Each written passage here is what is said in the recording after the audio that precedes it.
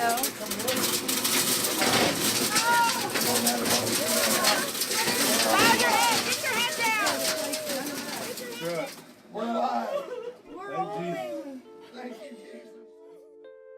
were probably 2 minutes from the house when it hit, and we got in the shelter, shut the door. The shelter was probably 95 degrees because we had 11 people in there, and we heard really heavy wind. Once the wind hit it, in an instant, it went probably down to 70 degrees, and our ears started popping.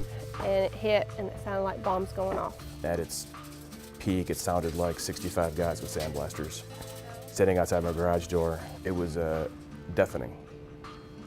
The afternoon of May 20th, the squadron got told they were released at noon, and we were told to go home. I went outside, tornado sirens went off, and I started videoing and realized this is going to be pretty bad. This area is called Tornado Alley.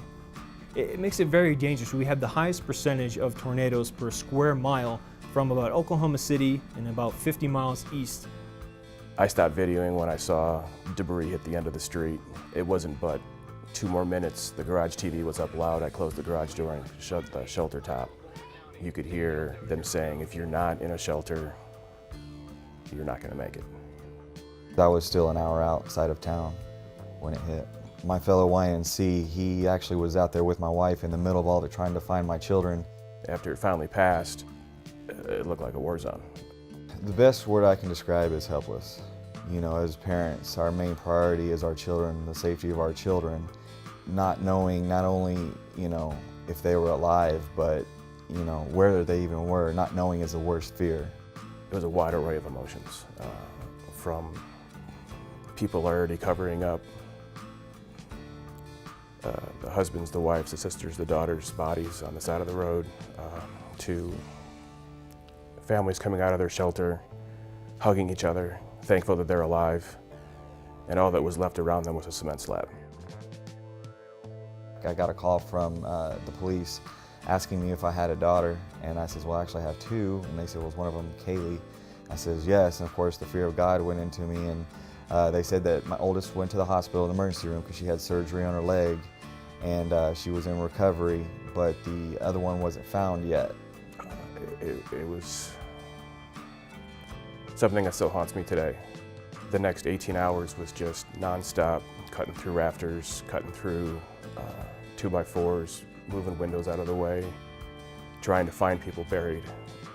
Always let your children know, that things can happen.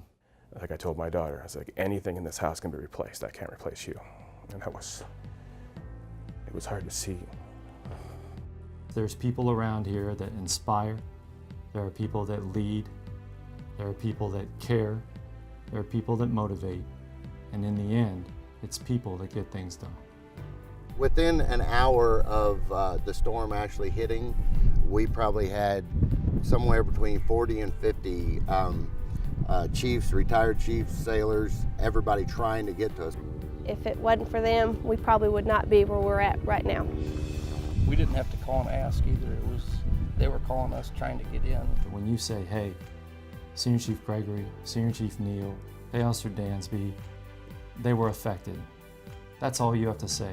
The police actually had the roads blocked off, so they were held up there, and we actually had Chief Kearley and Chief Boslin and Chief Kearley's wife Heather actually walked through the woods to get to us to help us gather up what we could. That night you weren't going to tell me I wasn't going to get to him.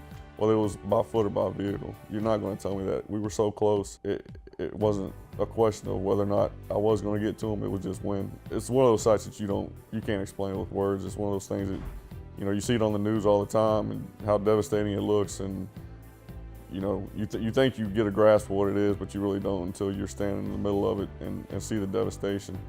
Trees snapped in half, boats flipped over, you know, 2 houses down. Yeah, it's something that you never forget, you know, for the rest of your life.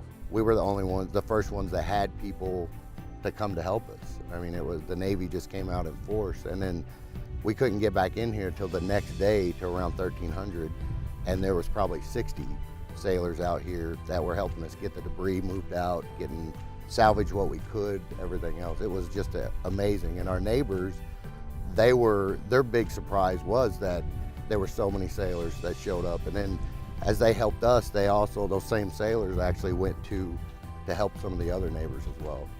It's just something that you cannot say thank you with enough emotion to make it stick. You know what I mean? The words don't show the gratitude that we have for the sailors that came out here.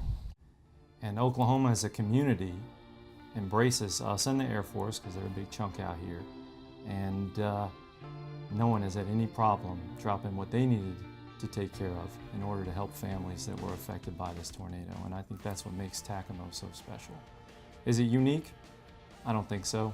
I mean, that's what military does. We go out there and we help those in need. And when you think back of the people that were affected by the tornadoes, those are the same people that showed up to answer the call.